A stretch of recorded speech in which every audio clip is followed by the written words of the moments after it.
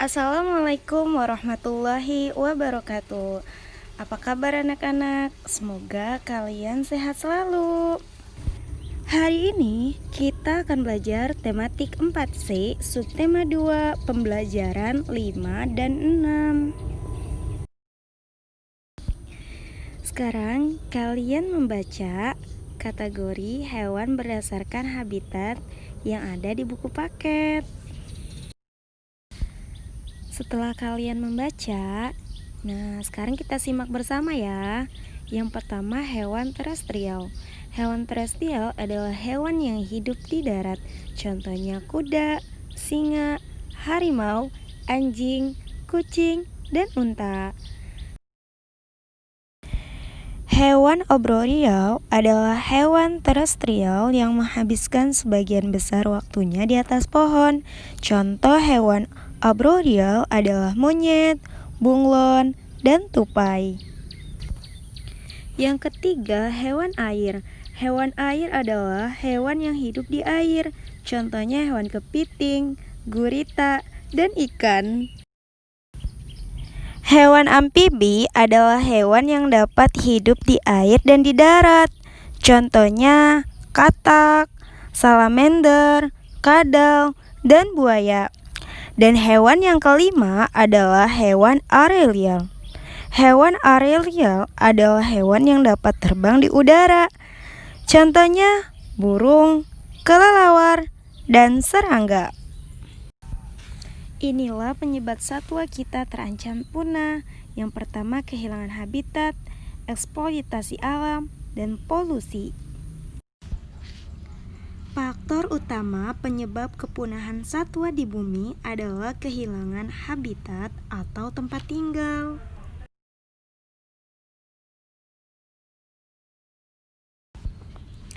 Yang kedua, eksploitasi alam seperti berburu dan memancing merupakan faktor penyebab kepunahan. Yang ketiga, polusi. Polusi dapat menyebabkan kepunahan suatu spesies.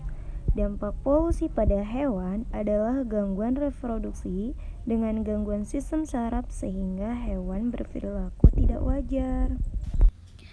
Pelestarian hewan dan tumbuhan secara garis besar dapat dilakukan dengan dua cara. Pelestarian in situ, yaitu pelestarian yang dilakukan pada habitat hewan atau tumbuhan tersebut. Contoh pelestarian in situ, suaka marga satwa, hutan lindung, dan taman nasional. Yang kedua, pelestarian ex situ, yaitu pelestarian yang dilakukan di luar habitat hewan dan tumbuhan tersebut.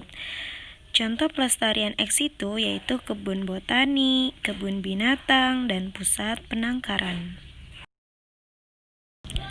Selain pelestarian in situ dan ex situ, kamu dapat menjaga kelestarian hewan dan tumbuhan dengan usaha-usaha berikut ini.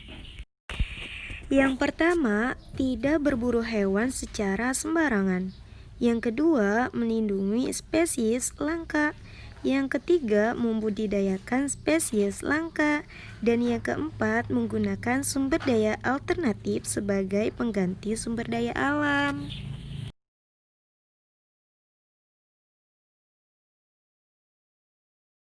Berikut ini adalah 10 hewan endemik Indonesia yang dinyatakan langka dan dilindungi dari kepunahan. Yang pertama ada badak Jawa. Badak Jawa atau badak bercula satu memiliki populasi amat langka. Kamu dapat menemukan badak Jawa hanya di Taman Nasional Ujung Kulon di Banten. Badak Jawa kerap diburu untuk diambil culanya yang dipakai untuk penyembuhan atau sekedar untuk bisnis. Yang kedua, anoa. Anoa adalah hewan endemik Sulawesi. Dari tahun ke tahun, populasi anoa mengalami penurunan.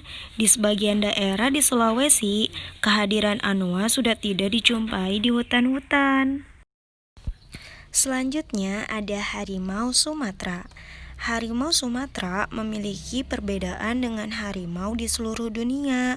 Harimau Sumatera mempunyai ukuran badan yang lebih kecil karena habitatnya di dalam hutan. Harimau Sumatera mudah bergerak untuk menangkap mangsa. Yang keempat, elang Jawa. Elang Jawa ciri khas dari jambul di kepalanya. Keberadaan elang Jawa di alam telah sulit ditemui. Namun, elang Jawa banyak dipelihara di penangkaran dan kebun binatang. Yang kelima, ada hewan bengkatan. Bekantan termasuk jenis monyet yang berada di Pulau Kalimantan. Bekantan mudah dikenali dengan hidung panjang dan rambut tubuh berwarna coklat kemerah-merahan. Bekantan telah dikategorikan sebagai hewan langka sejak tahun 2000. Hewan yang keenam ada komodo. Komodo adalah jenis kada raksasa yang asli dari Indonesia. Komodo termasuk hewan karnivora, walau sering memakan bangkai daripada memburu hewan. Panjang tubuh komodo dapat mencapai 2-3 meter dengan berat sekitar 60 kg. Selanjutnya ada merak hijau. Merak hijau jantan memiliki jambul tegak di kepalanya, ekor yang panjang, dan panjang tubuh mencapai 300 cm. Ekor dan jambul dipakai oleh merak hijau jantan untuk menarik perhatian merak hijau betina pada musim kawin. Merak hijau betina mempunyai ukuran badan yang lebih kecil daripada merak hijau jantan. Beruang madu banyak ditemukan, ada di hutan di daerah Sumatera. Jumlah populasi beruang madu dari tahun ke tahun mengalami penurunan. Walau termasuk jenis beruang madu sering memakan buah-buahan dan madu. Ciri khas beruang madu adalah bentuk tubuh yang kecil serta memiliki garis kuning berupa cincin di antara dada dan leher. Dengan ukuran tubuh sedang serta bulu yang cantik, tidak heran jalak Bali menjadi langka karena banyak diburu untuk diperjualbelikan. Jalak Bali adalah hewan endemik Indonesia yang hanya ditemukan di Bali. Populasi jalak Bali saat ini mencapai 1.000 ekor. Orangutan merupakan jenis kera asli Indonesia. Orangutan menjadi hewan langka karena kerusakan habitatnya di hutan yang diakibatkan oleh penebangan pohon dan alih fungsi hutan menjadi ladang, pabrik, kebun, dan perumahan. Orangutan dapat kamu jumpai di Pulau Kalimantan. Ciri orangutan warna rambut tubuh berwarna kemerah-merahan. Alhamdulillahirrabbilalamin, pembelajaran hari ini sudah selesai. Terima kasih. Wassalamualaikum warahmatullahi wabarakatuh.